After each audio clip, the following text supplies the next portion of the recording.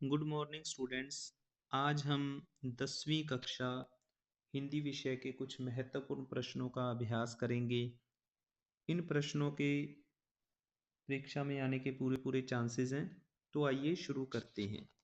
जो पहला प्रश्न है, प्रति जमा एक की उचित संधि निम्नलिखित में से चुनें।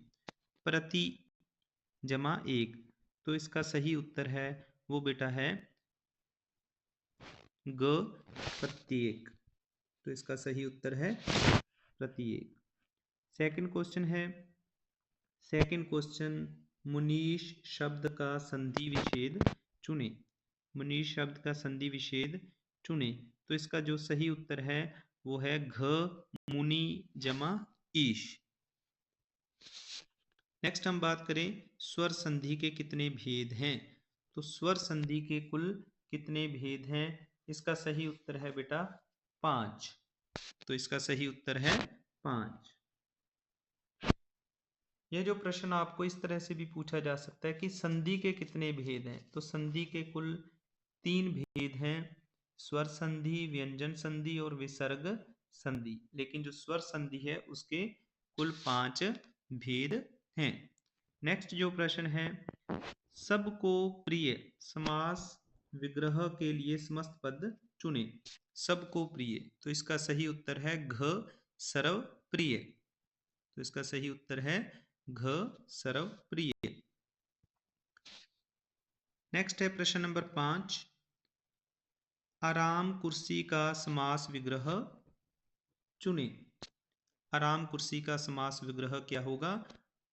आराम के लिए कुर्सी। तो इसका सही जो उत्तर है वो है आराम के लिए कुर्सी। नेक्स्ट है, तत्पुरुष समास के कितने भेद हैं? तो इसका सही उत्तर है ऑप्शन नंबर घ 6।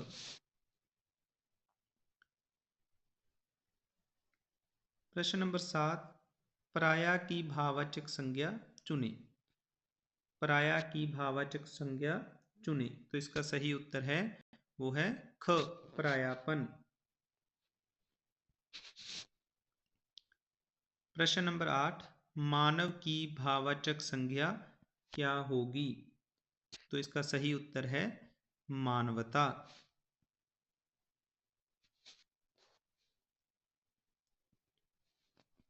नेक्स्ट है प्रश्न नंबर 9, किसान का उचित पर्यायवाची चुने। तो इसका सही उत्तर है कृषक। किसान का उचित पर्यायवाची शब्द क्या होगा? कृषक। प्रश्न नंबर 10, दोस्त का पर्यायवाची चुने। दोस्त का पर्यायवाची होगा मित्र।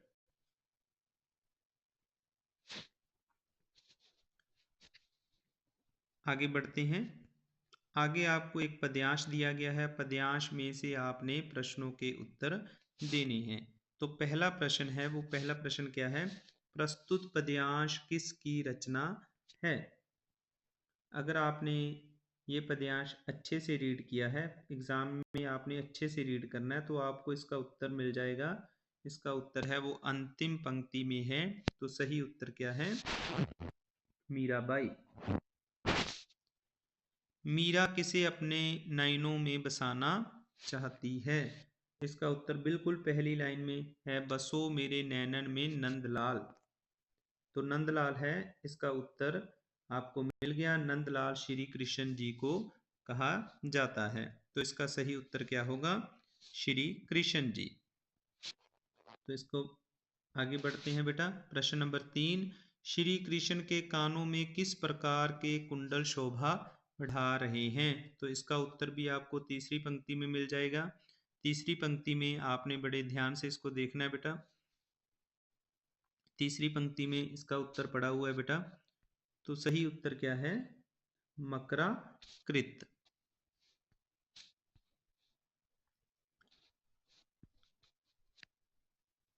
मकर की आकृति की। ठीक है बेटा। नेक्स्ट है, उपरयुक्त दोहे में आए अधर शब्द का क्या अर्थ है? उपरयुक्त दोहे में आए अधर शब्द का क्या अर्थ है? इसका अर्थ है होंठ। तो इसका उत्तर क्या है? होंठ। नेक्स्ट है, ऊपरयुक्त पदयाश का केंद्रीय भाव क्या है? इसके चार ऑप्शन दिए गए हैं। चार ऑप्शन क्या क्या हैं हम पढ़ते हैं। अपने आराध्य श्री कृष्ण जी को भक्त वत्सल बताना, श्री कृष्ण जी की प्रशंसा करना, श्री कृष्ण को अपने नयनों में बसाना, ऊपरयुक्त सभी। तो इसका सही उत्तर क्या होगा? ऊपरयुक्त सभी। तो आगे बढ़ते हैं बेटा। आगे फिर आपको एक पद्यांश दिया गया है, उसमें से आपको 5 प्रश्नों के उत्तर देने हैं। पद्यांश को बड़े ध्यान से पढ़ना है, बहुत आसान है। ठीक है।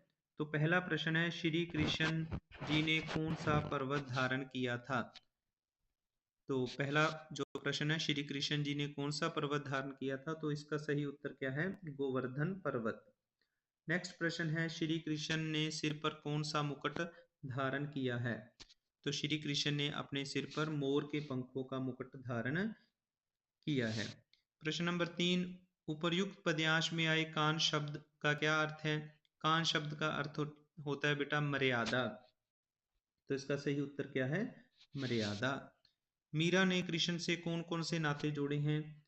तो इसके जो ऑप्शन है बड़े ध्यान से पढ़ने हैं। पिता का नाता भी जोड़ा है, भाई का नाता भी जोड़ा है, माता का नाता भी जोड़ा है। तो इसका सही उत्तर क्या होगा? उपर्युक्त सभी। नेक्स्ट है जो अंतिम प्रश्न है, इस पद्यांश का केंद्रीय भाव क्या है? मीराबाई द्वारा श्री कृष्ण को अपना सर्वस्व अर्पित करना, रिश्तों का महत्व बताना, सत्संगति का महत्व बताना, उपर्युक्त में से कोई नहीं। तो इसका सही उत्तर क्या है? प्रश्न जो इसका ऑप्शन है वो है क, मीराबाई द्वारा श्री कृष्ण को अपना सर्वस्व अर्पित करना।